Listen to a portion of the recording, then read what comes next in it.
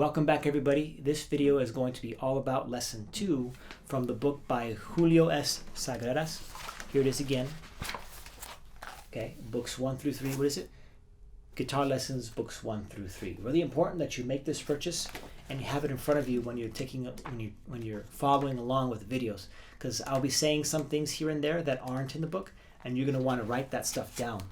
It's better to do that than consistently having to look through my videos and trying to find the right time where I say whatever it is I say. So have the book handy, have a pencil handy. It's going to be extremely helpful. All right, so lesson number 2. Now in this lesson, all of the notes that you're going to be playing are called whole notes. If you notice, all of the notes do not have a stem going up, or none of the notes have a stem going up or a stem going down. It's a clear indication that those are whole notes. What is a whole note?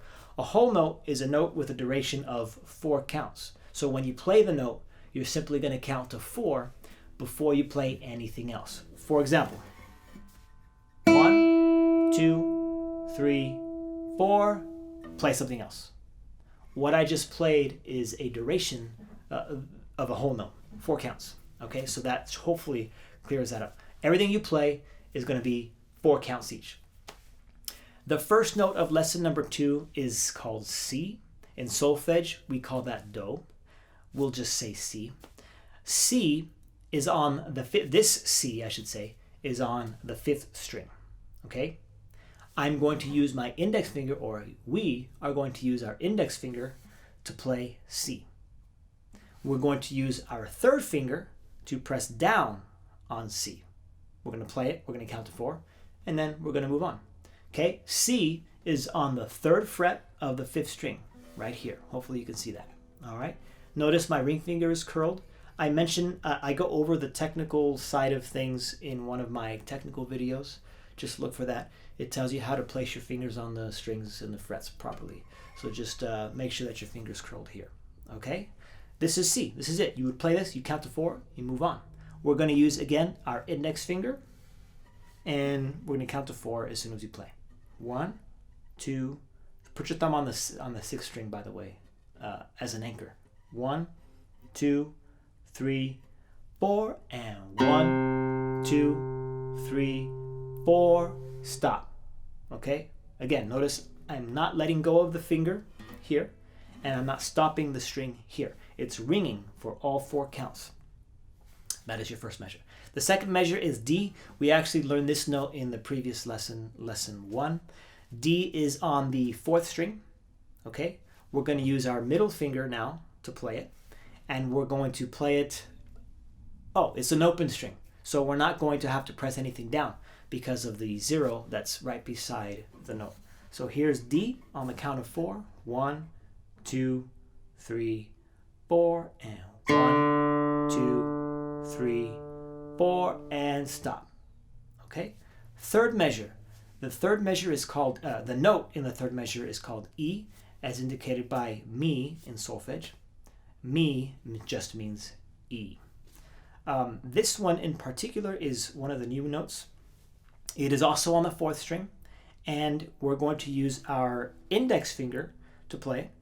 And for our left hand, we're going to use our middle finger to press down. E happens to be right here, 2nd fret of the 4th string. And again, we're going to play this with our index finger. So on the count of 4, put your thumb on the 5th string now. You could actually put it on the 5th or the 6th. That's entirely up to you. But I do want you to put your thumb on one of these strings. 1, 2, 3, 4, and 1, 2, 3, 4, and stop. And that is the 3rd measure. Now this note in particular, like I said, is an E. We now know 3 different E's on the guitar just from these 2 lessons. In lesson 1, we learned about high E, which is the 1st string open, right? We also learned about low E, which is the 6th string open. And then, of course, we now have this E. This is not called middle E, it's just E. There is no middle E term, I guess you could say. It just happens to be the one that's in between the high E and the low E on the guitar. Okay? The next note is called F, or Fa in solfege. This note is also on the 4th string. we're going to use our middle finger to play it, and we're going to use our third finger to press down on it. F is going to be on the 3rd fret of the 4th string. Again, notice my fingers curled. Okay, always helps to keep your nails short, by the way, so that you can actually use the tip top of your finger to get that nice curl shape. All right, and F we are going to play with, looks like our middle finger. So on the count of 4, 1, 2, 3, 4, and 1, 2, 3, 4, and stop. And the final note, I say final note even though we're in the middle of the lesson, because after this note it just goes backwards. And then it finishes off on the note that we started on. So the final note here is G. Sol is the solfege term for G. We're going to use G is on the 3rd string. We're going to use our index finger to play it. And this note G happens to be an open string, as indicated by the 0 beside the string. So let's go ahead and play G. You can place your thumb on the 4th string or the 5th string on the count of 4. 1, 2, 3, 4, and 1, 2, 3, 4, and stop. Okay? And then from here, we just work our way backwards. We go back to F with our middle finger. 2, 3, 4. Okay? And then we go back to E. We're going to play that with our index finger. 1, 2, 3, 4.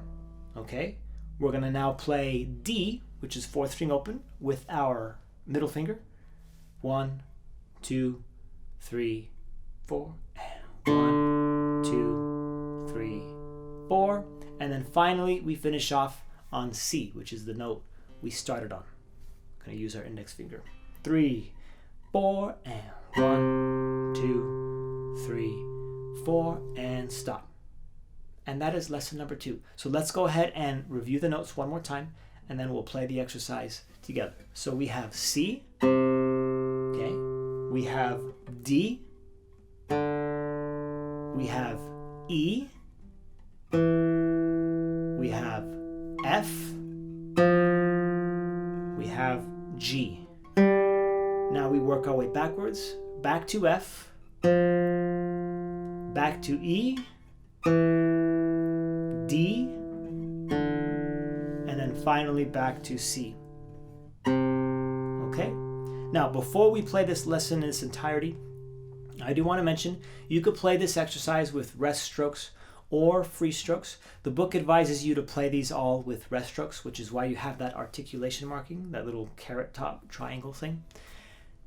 You can play them as free strokes as well. That's not a problem with that. The point is that we begin to the point is that we focus on our technique while learning how to read. So ideally you do both, okay? I will go ahead and play with, I'll just do free strokes, okay? And let's go ahead and play the whole thing. And that's pretty much it. A short lesson here. On the count of 4, starting on C, again, index finger first. Notice we're playing each successive note with the other finger. I, M, I, M, I, M, I, M. Really, really important that you are always alternating. You never want to double up a finger. You always want to make sure that you're using one after the other, okay? On the count of 4, 1, 2, it's going to be slow because we're just learning, right? 1, 2, 3, 4, and 1, 2, 3, 4 to D. 1, 2, 3, 4 to E. 1, 2, 3 to F. And 1, 2, 3, 4. G. 1, 2, 3. Back to F. 4. And 1, 2, 3, 4. E. 2, 3, 4. D. 2, 3, 4. And C. 2, 3, 4, and done. That is the exercise. You would do that a couple of times, memorize the names of the notes, be comfortable with playing this exercise with free strokes and rest strokes, and as you improve, you can start to speed it up. Just make sure that when you speed it up, you're still being conscious of the I and M alternation. That is really important. If you start speeding it up, you may catch yourself using the same finger. That's a big no-no. All right, you don't want to do that. If you have any questions, just let me know. But that concludes lesson number 2. I'll go ahead and see you in the next video.